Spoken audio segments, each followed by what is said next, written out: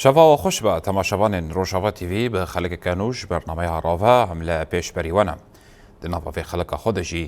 em ê zêde balê bikişînin li ser rola şandeya Kurdî di misogerkirina mafê gelê Kurd li Sûriyayê de. Piştî civîna 26 Nîsana 2025 ku li bajarê Qamişlo bi navê Yekrêzî û Yekhelwesta Kurdî li Rojavayê Kurdistanê hat li darxistin. Êdî şandeyek Kurdî di wê konferansê de hat avakirin, pê re jî wekî belgenameyekê ku ji daxwazên gelê Kurd pêk tê hat sazkirin. Lê piştî civînê berê wê şandeyê bi kû derê vebû û gihişt çi astê. Nêzî çi astingiyan hat ku êdî ev şande nikarîbû di nava salekê bêhtirî de gavan bi pêş de bavêje. Devya bû ku ev şande piştî civîna 26 Nîsanê biçwaya paytexta Sûriyayê Şamê û bi hikûmeta demkî ya Sûriyayê re li ser mafê gelê Kurd nîqaş bigire. Gelo ev şande çiwane çû Şamê, astengiyên li pêş vê şandeyê çi bûn? Di mijareke din de di van demên dawî de li gorî agahiyên ku ketin nava destê me de şandeya Kurdî gelek rêzecivîn li darxistin û hat gotin ku di nava civîneke ji wan de şandêrê Ferensî amade bû. Gelo di nava wan rêzecivînan de çi hat nîqaşkirin û ji bo misogerkirina mafê gelê Kurd dê çi gavan bi pêş de bavêje. Li aliyekî din em behsê bikin ku fermandarê giştî Qesedê Mezlûm Ebdî beriya demekê behs kiribû ku êdî dê li vegerekê Kurdî ava bike û pê ve derbasî parlamentoya Sûriyayê bibe. Gelo dê rola şandeya Kurdî ya civîna 26 Nîsanê di nava vê lêvegerê de çibe. Temaşevanên me em ê vê mijarê îro li ser maseya rave bi Alî Karê, sekreterê Partiya Peşvero her wiha endamê şandeya Kurdî Rêzdar Ehmed Silêman re nîqaş bikin. Rêzdar tu bixêratî. Gelek spas ji bo qenata her wiha jî ji bo temaşevana ji bo cenabê te. Gelek spas dikim. Rêzdar Ehmed em ji wê de dest pê bikin ku piştî civîna 26 Nîsanê a ku hat li darxistin de bi taybet me çavê her kesî lêbû ku ev şandeya Kurdî gavên berbiçav bavêje ji bo misogerkirina mafê wî di destûra Sûriyayê de û daxwazên wî yê ku di wê belgenameya konferansê de hat girtin lê ev yek pêk nehat. Gavên dereng ji alê şandeya Kurdî ve tên avêtin. Gelo sedema van an jî vê dereng avêtinê çi ye? Çi astengî tên li pêşiya şandeya Kurdî heta ku êdî nake ji armancên ku di wê konferansa 26 Nîsanê de hat kirin. Yani destpêk ez karim bêjim konferansê 26 Nîsanê bi rastî yani hêviyek mezin li ser hat avakirin di nav gelê me de. û di pêşiyê de jî taybet rewşa Sûriya piştî rewxandina rejîma Baes yani wilo hêvî hat dîtin divê îca Kurd karibin amade bin ji bo diyalogê li ser pirsa xwe pirsa Kurdî tendirê Sûriya de. Ew alîkarî jî hat kirin, zehmetî gelek tê de hebûn. Rengekî pê konferans hat avakirin ne gelekî wilo yani wek karî bi wan pirsgirêka di nav xwe de çareser bike. Bi rengekî pê hat ew kirin yani ne dihat qebûlkirin komîtak amadekar jêr çêbibe hevbeş ji nav aliyên siyasî. Zext hebû? Yani nerazîbûn ji aliyên siyasî qebûl nedkirin hineka انه يعني برنجكي وقت بيجي حتى اف كونفرنس بنافي كونفرنس يا بنافي كونغر دقوت انهم اتفاقك سياسي ناب اليه سياسي دخازن افرنج دهات خستن لي مثلا از بيجم امريكانا او فرنسيا وهيك الي كاريجي تكرن حتى الين كردستاني ديجنا غيرو بلكي كونفرنسك بجواتا كردي برفرهبه ملتي كرد تفد بجدار يعني مكوناتي وهجر عليه خوي سياسي بجواكي به روشنبيري به شخور جن تد پیدا به باشترق د عليه سياسي دجبر تجربه عليه سياسي لدهوكي جي ولهوليري جي يعني او اتفاقات بري درباسبون دناف عليه سياسي دبو جبو ناجي انجامي وقالك بسرنكتن انا بيش جريك لازم دبه جكرد گکاره بد بریارا خود هندره جواتک برفرهده لی مخابن دی ساجی ندوی رنگی هات آوا کرن تو زان کنفرانس 3 ساعت آده يعني دركاتو بلغنامه ويجي آماده كري بو بري يعني بمراسله دانستندن دهاتن كرن يا هر اليكي برز مظلوم وقصد دهات نقاش كرن لانه تفكر سياسي كرديه اليه خديه يعني حتى اليه خوي سياسي نهات جم هفدور نقاش نكرن كام ام كم يعني ام تشبكن دندري كونفرانس بريا كونفرانس الهفدو نجبيان نا يعني نوك جواتي جوج حازريات جواتك دوي جرينجيا هاني دو تايبت 14 سال يعني 15 سال جعمري سوريا وكريزا كله خراب وروشا كله خراب وهروهاجي روشا كرد ودفري كرديجي يعني ويشاغي ام باش بيت حسيان قبشتي ريجيمي كتناوي وبريوي وبشتيوي نوك هفدو يعني روشا قد ديار دبي كرد نا آماده بن نكار بن شوركاركي بكن وقالك زحمتي بين بيشيوان باشتر يعني ام بيت حسيان هدي امريكان وآليين بتهيبت ناف دولتي وحتى اي هريمي دولتي عربي هذيك مازال لسر شامي داتاني نو تخستن وان دانوستندنا وبإرادة وان هات جبوي ناجي لجمع جرينج بوغ اموك كرد يعني في مسألة باش بخوينن وام خوش بويجي باش آماده بكن لما خابن يعني بلكي درفت جولو تشيترت النبو ديسا دبن ضغطة يعني وان مشاكل وناكوكي وبرسكريكين ايدنا بينا آليين سياسي دي ونباورياغ هبوجي اوجي تشتك عاملكي قلكي جرينبو افرنج هات بيدا كرن باليكاريا بتريخو امريكان وفرنسي وضغط واناجي واليه كردستاني جي اليكار وديت كونفرنس براسي يعني او جهه ناف دولتي حتى امريكا حاضر بو فرنسا جي قوت قويمه منات خواست ام دهندري يعني تابلوها كونفرنس ده حاضر بنجبو إرادة كردي أو بيش لأمزان شقاس براستي يعني آلي كاربونغ أف كونفرنس بلكي أمريكانا باشتر آلي كاربونغ أف كونفرنس بيجي ببه آليين كردستانا يعني أم بيجن جي عراقي جي تركيا باش آلي كاري يعني حاضر بون بيشدار بون دهندري جفاتي ده وجملته ماجي أز خازم بيجيم يعني بلكي آليكي سياسي بچوك ورده لفر نه حاضر بو بس آلیه خوی سیاسی و جواکی و روشنبیری و خورد و جن به هر آلی ده تیده جوات حاضر بو کاغتك هاتبو آماده کرن او کاغت يعني بلكي يعني بالنسبة ما وقت بارتيا ما وبارتيا الوحدة قال لك نريني ما ولو السرهب ما تقول يعني افرنجي قتي خستن هناك بلكي لقوا روشا سوريا يعني جرانتر بامكار بن بيكاري خوبكني لتفوي ناجي ما قلت ما دام دبن إرادة كتيا كردية وقرارة وادية هر آلي جي قلت ما دام كتيا مال سرويتي أفاكرن أما في نريني قبول بكن أو نرين هات قبول كرن دنا برياري كونفرنس جي قلت أما يعني شان دكي شيء بكن أو شان دوي دانوستان دنا بكن سر برسا كردي تهندري سوريات بشتي دمك يجي يعني أو شان هات أفاكرن بري يعني أم دزانن بري كونفرنس دانوستندن شامي بقصد هرتكر يعني او دانوستندن قد كرجبو خاطري برسكريكين قل بيشياوان وبتايبت او باليكاريا يعني تحالف دولي بو هجر امريكان بن فرنسي بن وبتايبت امريكان مسألة يعني تشاوا قاربن دستلات شامي لسر سوريا بقشتي وبتايبت ويشاغد بن نافي روجهلات يعني سوريا باكور روجات سوريا دويتشا لفي دفريجي دفي او دستلات جي خو ببين دانوستندن لسروي اساسي اوتي براما اتفاق ده ازار بري وين ابوجي او اتفاق شيبو او اتفاق جي يعني براستي اري بلكي يعني اتفاقك يعني بتر هرتشت عناوين بون لا يعني شيء تفصيلي بون ديده ل دديتنه دق اف كاري مرل سروي آوابك دوام برسيقل بيشيا يعني مشاكل جهنة دفريده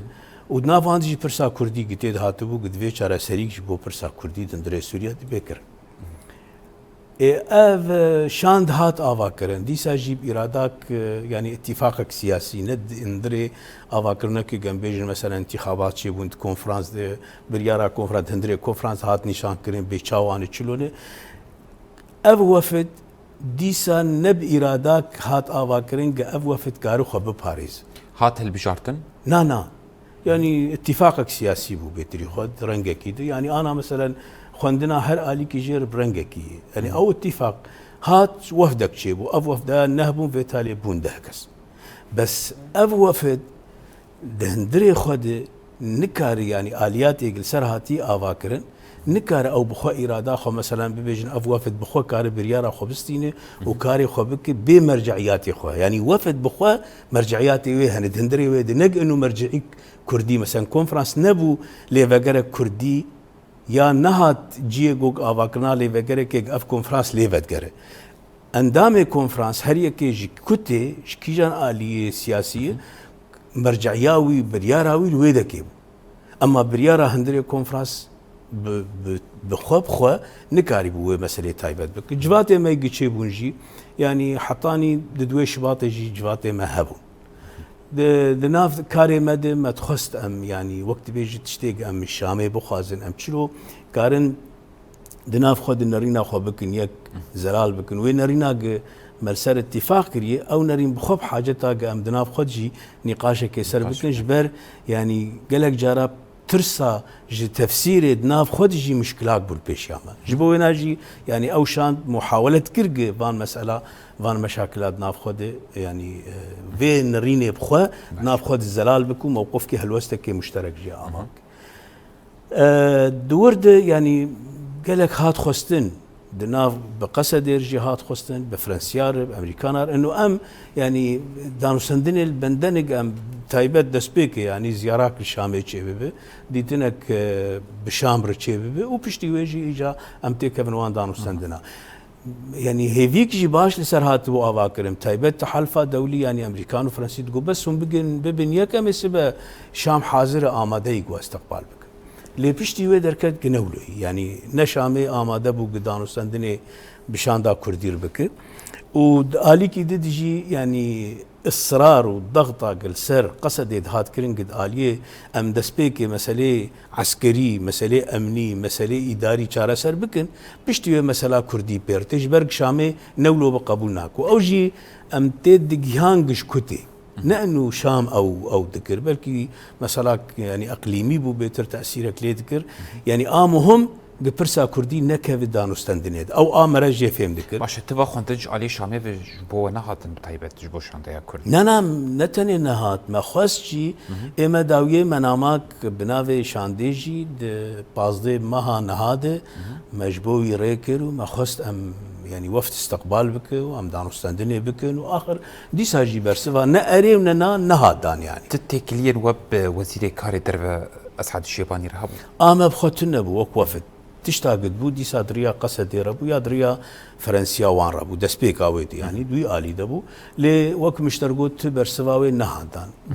دناف مدي ايجا ما قلت ام يعني شان نهما تاني دانوستندنا شامي شان يعني دوي قارب فشاركي لسر شامي بجي بك او فشار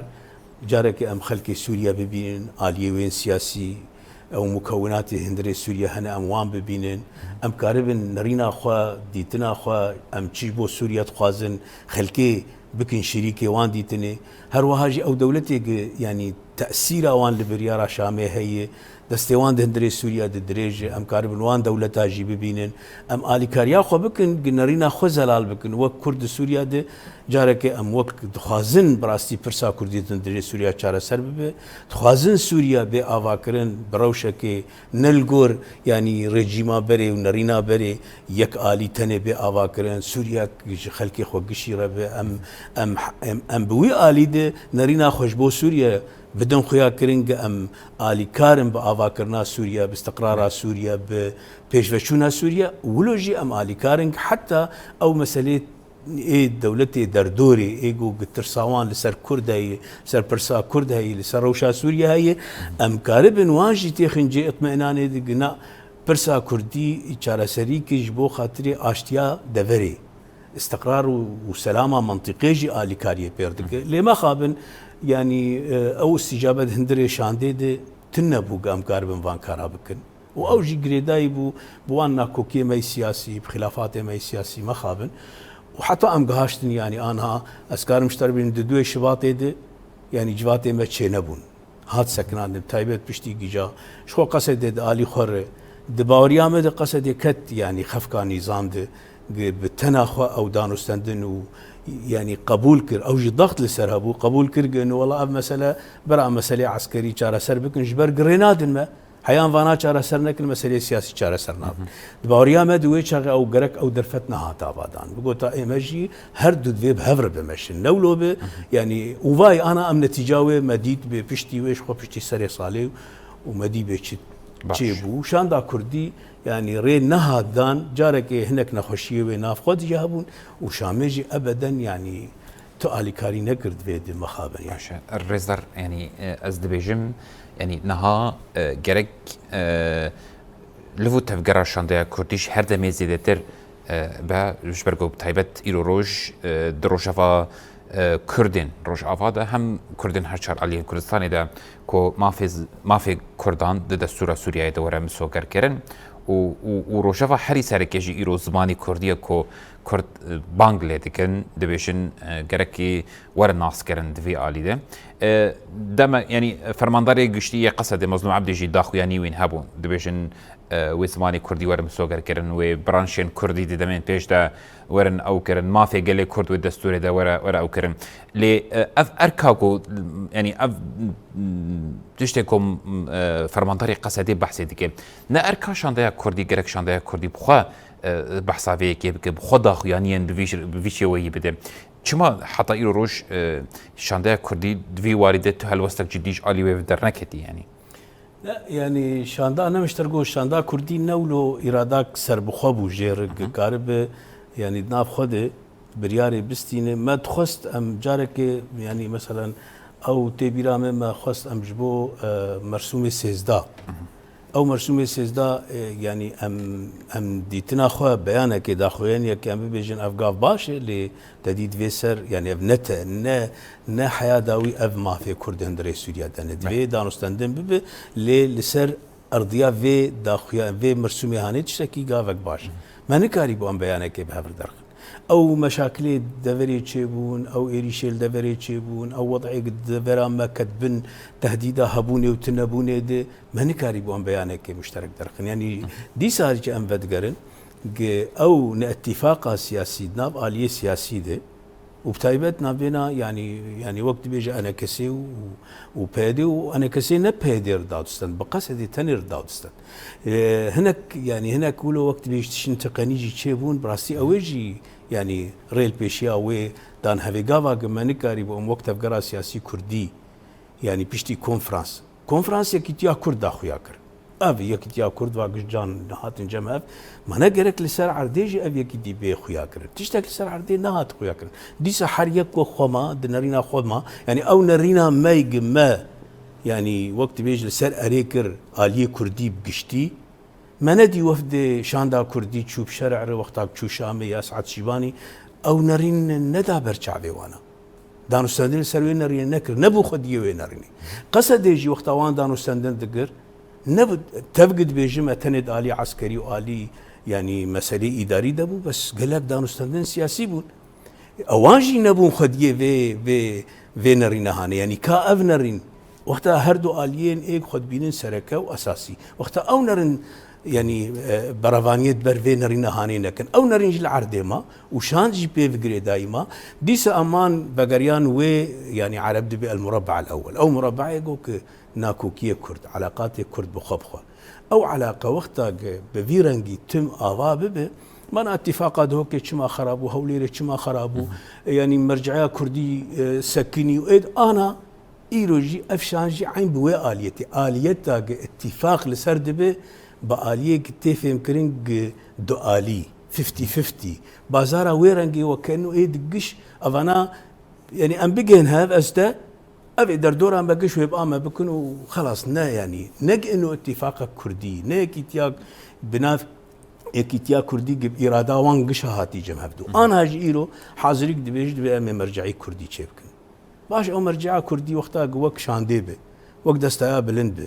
وك مرجعيات دهوكيبه نحو جام تشيبكن وك بعربي لبناني حكومة لبناني كنجي تشيد بتلت المعطل تدي ايماجي اتفاقات يما دهندري ويدي قسمك هي كارك بختها بخاز انا بهدي بخاز اف اتفاق لكب سكنت سكنه وانا كسي بخاز الكب سكنت سكنه ام دفي مرجعي كي افابكن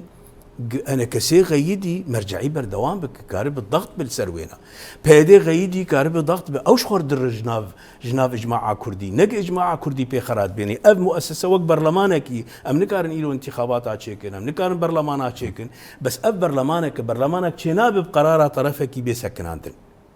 يا طرفي دن بخاز بسكنين ام تخازن مرجعيك بي افاكرن او مرجعيا كارب قرارا سياسي بستينه قرارا دانوستندنيا بستينه قرارا سلبي وحربي بستينه او قرارات يجيلو جمر مهم انا ايلو ام د وضع كيدنت بخازن نخازه ملتك يعني نتني به بيبوي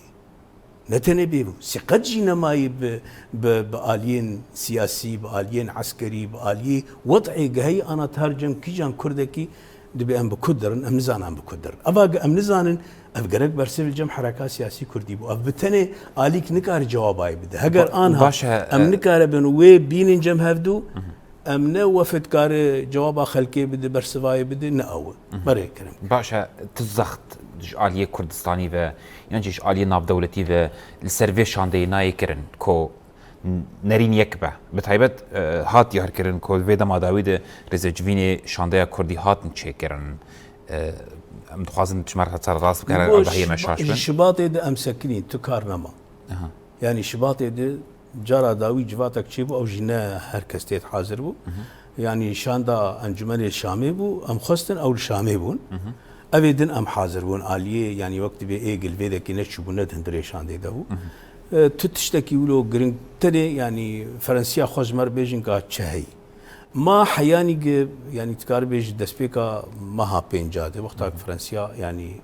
يعني فرنسيا خوست جفيشان دي ديسا نوجم بك هناك وقت بيجي تي عطلاندن سكناندن او بلكي دريا وير كار بديسا نارينا كردي آليين كردي اجبرق انها جوي بيفي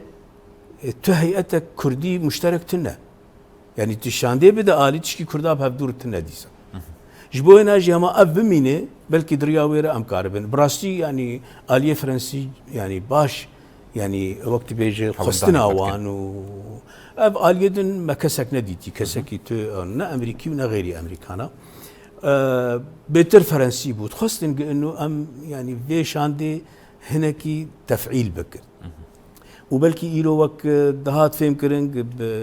بريز مظلوم رجي سوزن هنج بو خاطر شاندي ببين لد دوي محاولة ديجي افاق تشيبود في جفات داويده يعني دي جفات تشيبون وجفاتك بريز مظلوم جي حاضر بو وهناك يعني خستن جهات كرنج ام تشلو كاربن في شاندي تفعيل بكن يعني اف ايلو دمجا تشي دبي اف كسي كتي خستن بو خاطر في دمجي برا ابو فد ناف خده يعني فان كسا هل بجيرو ودريا محافظ رفي مسألة بحكومة شامير او بك مثلا ايلو برلماني سوري تخازن آوا بكن واي حصتا حسكي هي كوباني هي براديس افشاندا كردي نونري كرداد ناف عيار شانديرا برادريا لي نهات قبول كرن يعني نهات مشاندن انا ايلو وقت مشتركوت يعني افشان اراداك هي ناخذ افشان هي كما جبرق هنا يعني وقت مقود اتفاق سياسي اقتي خستن وهناك اتفاق جيت خوازن بآليكي يعني او اتفاق حردو آلي تاني بجهن هاف او اتفاق ندر سري ونكار مشكلة كرداج جارة سربك لدميني جي تعطيلي مسألة آلي كردستاني حياءانها يعني او لبشتقريا كونفرانس كرين حاضر بون دهندري كونفرانس ده تخمين هامدي قرك اوانا يعني ايلو ام دبجن جي مصلحة وانجي مصلحة حر آليكي كردستاني يجي كردي سوريا لسر هفن قاربن يعني وقت بيجي قرارك وك كردي سوريا بخوا يعني انا ام هناكي دويد قلكي بريندارن قبريارا كردي سوريا ندسي كردي سوريا دي وافان نكار مثلا ما شارع سرب إلو ازانم مثلا تأثيرات الدولي تأثيرات اقليمي تأثيرات كردستاني سر وضع سوريا بقشتي دناف عندي امجي دوي تأثيرات كن بس دناف خدجي امجي بخوا اراده متنا بقرار خو ام بسري خو بستينن لغور برجواندي خو لغور ديتني خوش بو ولاتي خو مشكلات مزنا با وك انا الكردستان عراقي قافا او زانن شي بو خاطر كردستان عراقي لازم دبل تركيا جيولو الايراني اهدوبو ايراني اف دنيا قش خستن وانتيخن بورتين دشرك دي مشكلات ندري ايراني دي بريارا بارتيان كردستان إيران نكد بنوان فشارة دق يعني وقت بيجي وضعي خوتيخ ملتي خوتيخ التهلكاكيت بريارة خوستان بسري خوستان لجور مصلحة ملتي خو إيلوجي ملتي خو دان آلي جالي كي دق السبب ممكن بو أفريجي ما بريندار غزبا خو قشي بين السرولاتي خو إما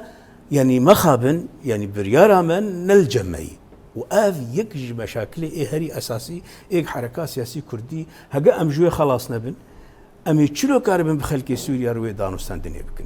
أمي تشلو كاربن وطنية أخوي سوري باش يعني حق مية أو تكليب أحزاب كردستاني بس ناك بريارة ملجم وانا ليه مخابن حيانا هاجي يعني أو مسألة جارة سرنبوي ونهر تشت مسؤولياك وان بارتيين كردستانية ام وقتها زعيف ام نكارب بهفدور بجن اتفاقي يجي ام خد خنستي جهتك دنت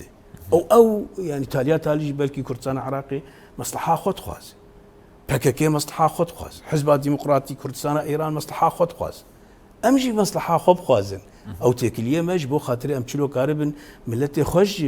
ايش جران خلاص كنام برياره هفدو وملتي خوجي تاخن بن باندورا كاميرو بريارة كبستين ام بي كردستان عراقي خراب كن بريار كبستين كردستان تركيا خراب كن الي كاربن بوضع ايراني خراب افنان نأف تنسيقا كردستاني تاخذ تنسيقا كردستاني ام تشلو كاربن هر منطقه كي الي كاربن بير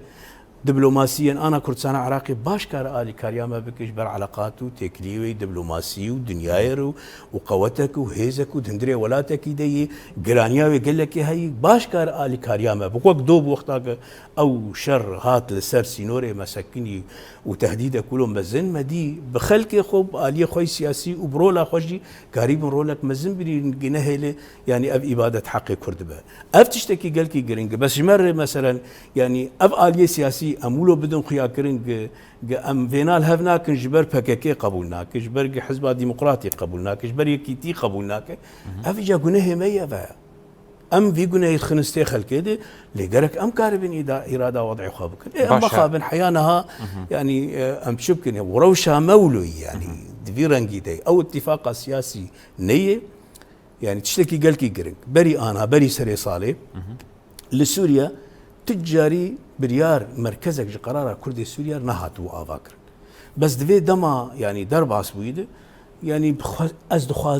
دا خوازم تتخواز تناخواز مركزك قرار كردير هات افاكرن او جي قصديبو ومظلوم عبدي دنياي وعالمي بيرد داودستان جيبو برسا دفريجي وبرسا عسكري برسا سياسي بوضع كرد مظلوم عبدي بو مخاطبه كردي سوريا افتشتكي نبكي فهم يعني نجي انه بكيف عمولو شيء واقعك يقولوا داخل ياكرن اللي تشتاق قال جرينج ابو جيب بريارة كردي سوريا تيد امرازي نرازي انا بشتي مرحله يعني بشتي ششه بشتي احداث الشيخ مقصود وضع روشا داوي الجمع شيء وروشا خراب انها او جيب برياري هدي يعني ناميني دوي قوتا بريد دري البيش يامني يا امي جاوك الي سياسي قش بهفره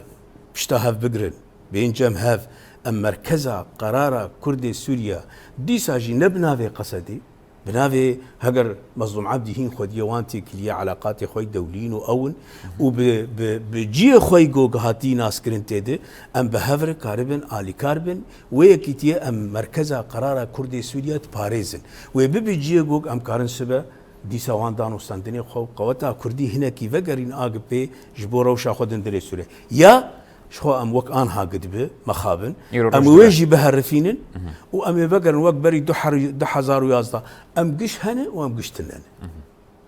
حركات سياسي كردي بري قش هابون بس قاربو تشبكن تاثير بكن اف مهمات قلكي مزنه مهمات وطنيه مهمات قوميه اف نبع عواطفي خو ازي فينا تصرفي بكم ازي ناج جبرك اليكي عاجزم بلكي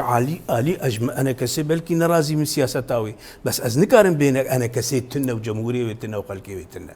از نكارن ببيدي تنا وجمهوريه وتنا بس اوجي قرك زانبن نكاربن ببيجن والله بارتيا بيشفرو بارتيا ديني كردي وملتي متنا تالي حالا حزبي امسري صديق شنش ملتي خو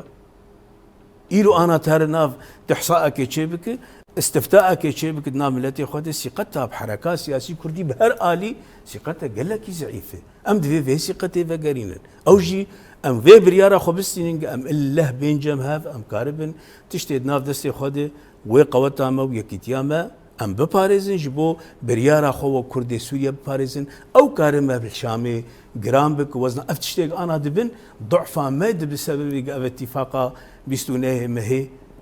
يعني شام وقت كيف اخو تفسير دكود نفذين صعب ایرو روش دچ عالی دهونه بکاربن جارکی دن و شاندهی آنجی جبلی شاندهی لبگر کردی شنو و وجینن یعنی ایرو روش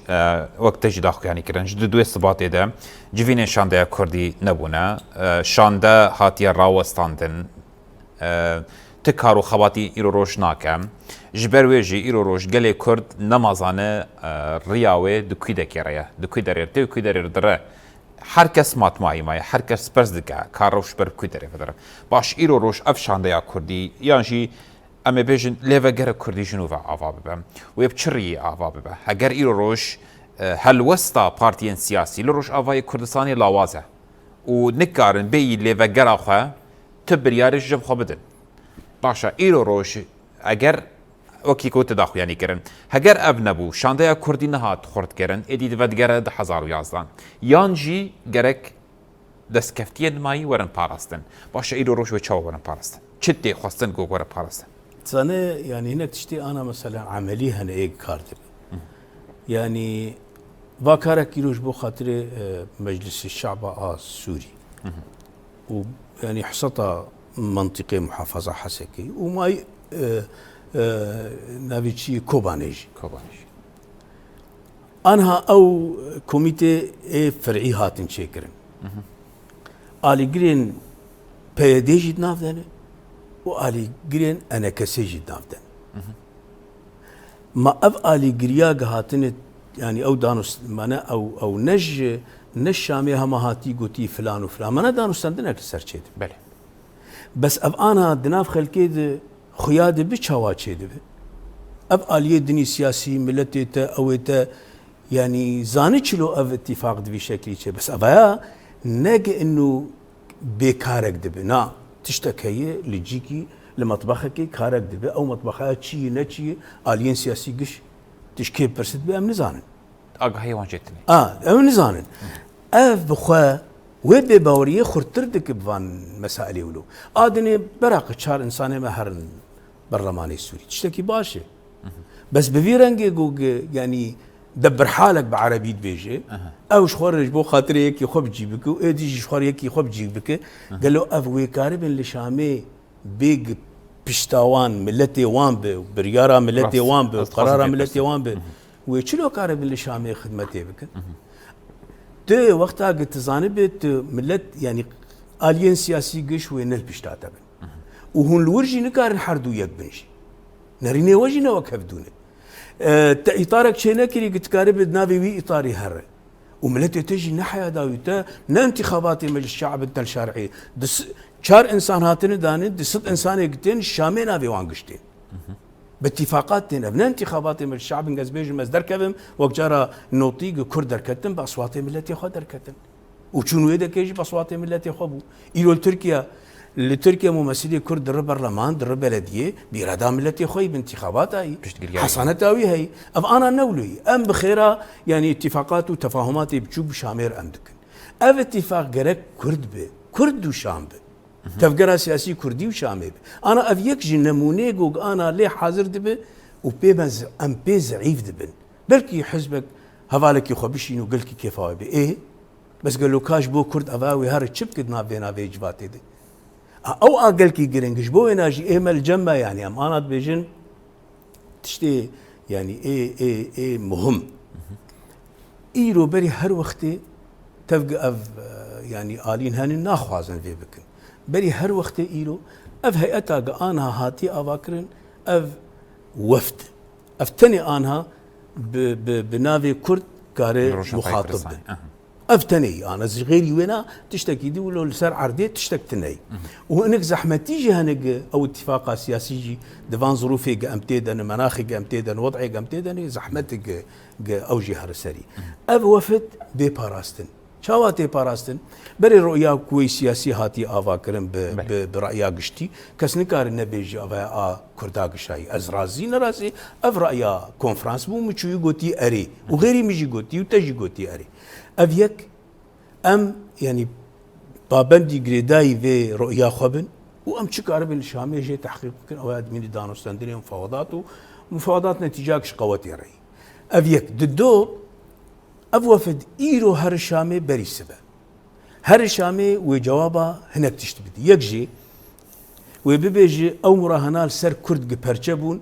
أم جوابي دنج با كرد بهفرنو يكنو أو يكيتياج مش آلية خودتج آلية خود أو مراهنال سر ما هجر شام دك هجر آليين أقليمي دك دوست خصم كي بجوابه جكردر أم وي هاگر دوستی خو په دل خوش بکن هاگر خصوم خوش په بدون خیا کردن گواهی او ریحان السرما وکرد ام پرچه وای وفد مچو شامی تمثیل گشاد اویک ام وی نامه دون خیا کر عاد دواجبو خاطر ام کاربن يعني باشتر يعني كاركي جي بكن دويده ايرو برسا شامي لجموان برسا كردي چاره سر كريه لغور مرسوم سيزدا افحل لاويناي وايغ تشونا حيا ان هاجي مجي الي خد هر يكج الي خد ما قوتي قلكي باشي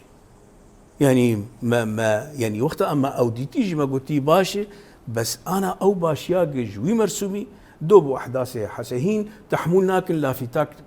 قبولتك انجليزي سرهبه فرنسي سرهبه سبع عبري سرهبه بس كردي قبولناك جبوتشي ابا مسلاك سيادي كردجي تدبي جزءك جهوية وطنية هجر أزهوية وطنية أجي سيادي مي أجي جزءك جبي سيادي مي جبوه ناجي هجر زماني مي هجر ناسنا ما مي دي چي آلي ده بي وقتا قلت وينا ناسنا كأزانم قلت بقهي وتكارب جي خو بقره يعني تنفي تاني قبولناك قال لك تشتيق أنا أولو هناك يقولوا ما ند استاذجي وأوجي هرن جبوه ناجي جبوه خاطرك أمهرن أبوفت أمهرن بعنواننا يكجي جي سروكي جمهورية أم بيجن تدبيجي كرد سوريا دي جزءك جلاشي خلقي سوريا اف تعبيرها ويتشيه حقوقي متى تشنه خصوصية متى تشاواي اف برسك جوينارا يج جيدان وستندني يك ددو ام قال نيروز هناك نوروز بريجي ما بي شاهد بونو ويرو مرسومه كي دركتي بنافي نوروزي قال لك باش ام ويناك اوك عادد وزماني ما اف زمان تقوتي زمانك وطنية تنقوتي زمانك فرمية جزاروك مي وجزاروك عرب وجزاروك خلق سوريا ايدن حق وان دخندني ايدن سر حساب دولتي بمدرسة سر حساب دولتي بزماني شريكي بي ولاتي بهر تشتي وينا او تنقوتي جمر افقلو ناس كرنا تجوي زماني لقيت بي زمانك وطني تشاواي دندري خندني ودانوستندني اويد او عادد وايو اساسيا از او مراسيمي قدر كتن نحصاء تنيب واحصاء تيداتي قلتن منح يعني ام ايرو ددنوانا احصاء قرك اعاده الجنسيه بيشبرق شيستو خلق مواطن بو جنسيه وانا هاتيك شاندن قبات يكيش حقي وتجريد بك روجات اللي فقرينه تمجبور تضررها كل سروي تشيبوي توي تعويض بك اجا قوانين استثنائيه تحقق كرد نافتني حزامه مساله قانون اعتماديه فصلة خلقية مظالم بسرية خلقية هاتنه أفقش جرك أم جوار درين برشعبان إنه نمسلا جنسي باش بو مثلا مكتومينا ساعتا وخش تشتكي قال لك يجرينج بس تشتي مراسمه كرد بإيشيان منطقي ده نآمتني إيش يعني حر خلق سوريا دفي تعويض ببد ضرر راجل سروي شيبو أهل السويدا بن أهل إدلب بن أهل ديرا زوري بن شيء كي ضرر وإمكانات دولة دفي خلق تعويض بك أم فان حرشار عنوانا حرسي عنوانا تيخن دستي شاميده برس رئيس جبوان دانوستندنا قام كاربن شلو قضية خوا بيجيبك أنا شكلي قدبه شكلك براستي جي ترسيه بلكي ام شش مهدن يعني جنا نتيجه ناكوكيا جي نتيجه تفسيرها حر آلي كيمانا روجاك اتفاق اوسلو تشيبو سروك سوريا ويشا حافظ اسد قو اف اتفاق حر بندك بحاجه اتفاقك والله اتفاقات ما بشامير يعني ازار يجولوبو وافا بيستو نه ميج حر يك بحاجه اتفاق يجبو يناجي افناكوكي تي بيشياما لذي ام حسابي خو بكن خورتیاگ ایرو دو دست مدبو ایرو ام نکارم پی بکن دوی ام خورد بکن بخوا بقرار خوا بامکانات خوا و ام وگرن جم هفدو کی جمل آلیه خود تنی تصرف بکه و خورتیا ملتی خو نکار بده پیش و از بیزانم یعنی الکاری سکرتری پارتیا دموکراتیا پیشورو اروان دام شانتیا کردی رزار رحمت سلیمان گلک سپاس لسرداینا درفتی و وان رخاندنین ده گلک سپاس جبو وجی جبو روج آوا و هر وهاجی جبو تا و کارمنده في تلفزيوني گلک سپاس ممنون بله تماشاوانی ما وکی کو وجدی دیرو مدنا باوی خلق خویا راوده ما بالکشاند لسرولا شاندیا یک ریزیا نافمالا کردی لروج آوای کردستانی دمین پیش ده هر وها رولا و تمسوگر کرنا مافی گلی کرد دستورا سوریای دا پشتی جوینا 26 نیسان 2025 و شانده چگاف هاتن آویتن ما ایرو لسرف مسیا راوه نقاش گر لفي درجة مدقجن ضاوية خلق أخو حتى خلق كيدن بمين شادو بختار